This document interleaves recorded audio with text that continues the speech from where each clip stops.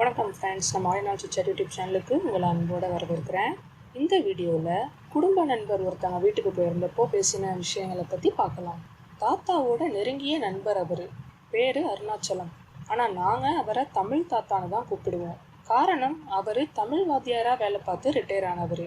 ஒரு வாரத்துக்கு முன்னாடி காலையில் எப்பவும் போல் எழுந்து வாக்கிங் போனவர் வழியில் எங்கேயோ தடுக்கி விழுந்து காலில் ஃப்ராக்சர் ஆகி ஹாஸ்பிட்டலில் சேர்த்து நேற்று தான் வீட்டுக்கு போனாருன்னு எங்களுக்கு தகவல் வந்துச்சு. அதனால் அவரை பார்த்து நலம் விசாரிக்க நானும் அப்பாவும் அந்த தாத்தா வீட்டுக்கு போனோம்.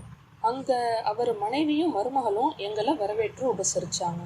அப்புறம் தாத்தா ரூமுக்கு போய் அவர் உடல்நலம் பற்றி கேட்டுட்டு கொஞ்ச நேரம் அப்படியே அவரோட பேசிகிட்டு இருந்தோம். அப்போ திடீர்னு கதவு திறந்தது. தாத்தாவோட பேத்தியும் அவர் மகனும் ரூம் உள்ள வந்தாங்க. நாங்க பார்த்துட்டு இருக்கப்பவே அவர் பேத்தி தாத்தாவோட கட்டில் மேல ஏறி அவர் கையை பிடிச்சிக்கிட்டு, தாத்தா இன்னைக்கு கிளாஸ்ல டெஸ்ட் வச்சாங்க, நான் ஃபுல் மார்க் தெரியுமா, எல்லாரும் எனக்கு கை தட்டுனாங்களேன்னு குதூகலமா சொல்லி அந்த குட்டி பொண்ணு சிரிச்சா. அவளோட மகிழ்ச்சி தாத்தாவுக்கும் தொற்றிக்கொள்ளவே, சமத்து பொண்ணு, வாழ்த்துக்கள்டா தங்கம், இதே மாதிரியே எப்பவும் நல்லா படிக்கணும்னு அவ தலைமையில கை வச்சு தாத்தா சொன்னாரு. பிறகு தாத்தாவோட மகன் ஷாலு, அதான் தாத்தாவை பார்த்து சொல்லிட்டல்ல, இப்போவா நாம வெளியில போய் விளையாடலாம், தாத்தாவை ரொம்ப தொந்தரவு பண்ணக்கூடாதுன்னு சொல்லி அந்த குட்டி பொண்ணை தாத்தாவோட பையன் கூட்டிட்டு போயிட்டாரு. அப்போ நான், என்ன தாத்தா பேத்திய சம்மர் கிளாஸ் சேர்த்து விட்டுட்டீங்களா, என்ன கோர்ஸ்ன்னு தாத்தா கிட்ட கேட்டேன். அதுக்கு அவரு, இல்லம்மா ஸ்பெஷல் கிளாஸ்லாம் இல்லை, அவ தினம் போறது தான், தமிழ் டியூஷனுக்கு போறான்னு தாத்தா ஒரு விரக்தி சிரிப்போட சொன்னாரு. நான் நம்ப முடியாம அவரை ஆச்சரியமா பார்க்கவே, தாத்தா புரியுதுமா, தமிழுக்கு போய் தனி டியூஷனானு தானே யோசிக்கிற, என்ன செய்யறது, இப்போ உள்ள காலம் அப்படி இருக்குன்னு பெருமூச்சோட தாத்தா சொல்ல, ஏன் மாமா இப்போ போற ஸ்கூல்ல தமிழ் ஒழுங்கா சொல்லித்தரது இல்லையான்னு என் அப்பா தாத்தா கிட்ட கேட்டாரு. நீ வேறப்பா, தமிழ் வகுப்புக்கு போனாதானே ஒழுங்கா சொல்லித்தர முடியும், என் பேத்தி படிக்கிறது சிபிஎஸ்இ ஸ்கூலு, அங்கே மொழி பாடங்கள்ல தமிழ், ஹிந்தி, சான்ஸ்கிரிட்டுன்னு இன்னும் என்னென்னவோ பிரிவுங்கள்லாம் இருக்கு போல, நமக்கு எது வேணுமோ அதில் ஒன்றை எடுத்து படிக்கலாமா.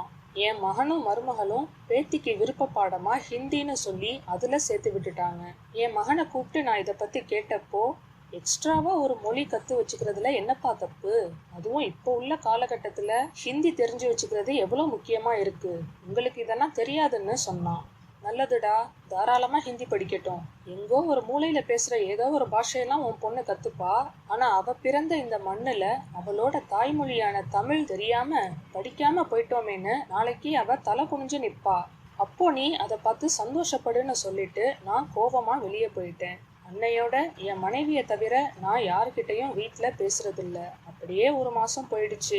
பிறகு என்னோட பிடிவாதத்தை பார்த்துட்டு நான் சமாதானமாகணும்னு என் மகன் செஞ்ச ஏற்பாடு தான் பேத்தி போகிற இந்த தமிழ் டியூஷன். தினம் சாயந்தரம் 1 மணி நேரம் ஸ்கூல் விட்டு வந்தோன்னே ஷாலினி குட்டி அங்கே கிளம்பிடுவா. இப்போ கூட என் பேத்தி என்கிட்ட வந்து பேசினதை நீங்கள் பார்த்தீங்களே, இதுவே ஒரு 2 மாதத்துக்கு முன்னாடி அவள் பேசுகிறத நீங்கள் பார்த்துருக்கணும். ஆங்கிலம் கலந்து தாறுமாற அவள் பேசுறதுல பாதி எனக்கும் என் மனைவிக்கும் புரியாது, அதே போல் நாங்கள் பேசுறது அவளுக்கு புரியாது. ஏதோ தமிழ் கிளாஸ் போகிறதுலேருந்து கொஞ்சம் பரவாயில்ல, இப்போதான் என் பேத்தியை பற்றின பயமே எனக்கு விட்டு போயிருக்குன்னு தமிழ் தாத்தா ஆஸ்வாசமாக சொல்லி நிறுத்தினாரு. பாருங்க, இன்றைய காலகட்டம் நம்மளை எப்படிலாம் மாற்றிட்டு வருது, புரட்டி போடுதுன்னு. உறவுகளில் எப்படி தாய்க்கு பிறகுதான் மற்ற உறவோ, அதே போலதாங்க மொழிகள்லையும் தாய்மொழிக்கு அடுத்துதான் மற்ற மொழிகள். உடனே ஹிந்தி எதிர்ப்பு, இங்கிலீஷ்லாம் நாங்கள் பேசவே மாட்டோம் அப்படின்னுலாம் இல்லை.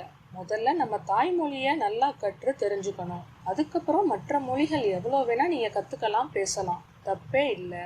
அதோட தமிழ் தாத்தா சொன்ன மாதிரி இன்னைக்கு எத்தனை வீடுகளில் தாத்தா பாட்டி பேரம்பேத்திகளுக்கு நடுவில் ஒரு இடைவெளியை இந்த மொழி பிரச்சனை உருவாக்கி இருக்குன்னு தெரியுமா. பிள்ளைகள் பேசுகிற பாஷை புரியாம வயதானவர்கள் தங்கள் பேரம்பேத்திகளோட விளையாடாம அவங்க கிட்ட பேச்சு கொடுக்கவே பயந்து ஒதுங்கி போறாங்க. பிள்ளைகளின் பெற்றோர்கள் இதை கண்டுக்கிறதே இல்லை. அவ்வளோ ஏன் இதை ஒரு பிரச்சனையா கூட பார்க்கறது இல்லை. இதுவா ஒரு நல்ல சமுதாயத்துக்கான அடையாளம்? இன்றைய காலகட்ட பிள்ளைகள் தாய்மொழி கற்காதது அவங்க சொந்த உறவுகளுக்கிடையே ஒரு விரிசலை ஏற்படுத்துதுன்னா, இன்னும் எதிர்காலத்துல பிள்ளைகள் இதனால என்னென்ன இழக்க நேரிடுமோன்னு உணர்ந்து பெற்றோர்கள் செயல்படணும். அவ்வளோ ஏங்க, இப்போ சமீபத்தில் 10ஆம் வகுப்பு பொதுத் தேர்வு முடிவுகள் வெளியானது. அதில் பார்த்தீங்கன்னா தமிழை விட இங்கிலீஷில் மாணவர்களோட தேர்ச்சி சதவிகிதம் அதிகமாக இருக்குது. அதே போல முழு மதிப்பெண்கள், அதாவது சென்டம் எவ்வளோன்னா தமிழ்ல வெறும் 8 பேரும், இங்கிலீஷ்ல 415 பேரும் சென்டம் வாங்கியிருக்காங்க. ஒரு காலத்துல பள்ளிக்கூடங்கள்ல இங்கிலீஷுங்கிற வார்த்தையை கேட்டாலே தலை தெறிக்க ஓடின கூட்டம், இங்கிலீஷ்ல பேசவும் பயந்து வெக்கப்பட்டுக்கிட்டு திணறிய தலைமுறை வாழ்ந்த ஊர்ல இன்னைக்கு அவங்களோட பசங்க இங்கிலீஷை சரளமா கத்துக்கிட்டு அசால்ட்டா பேசுறது பெருமைக்குரிய நல்ல விஷயம்தான். ஆனா அதே நேரம் அவங்க தாய்மொழியான தமிழை படிக்க திக்கி திணறி கஷ்டப்படுறாங்கிறப்போ அழுவுறதா சிரிக்கிறதானே தெரியல. Thank you friends.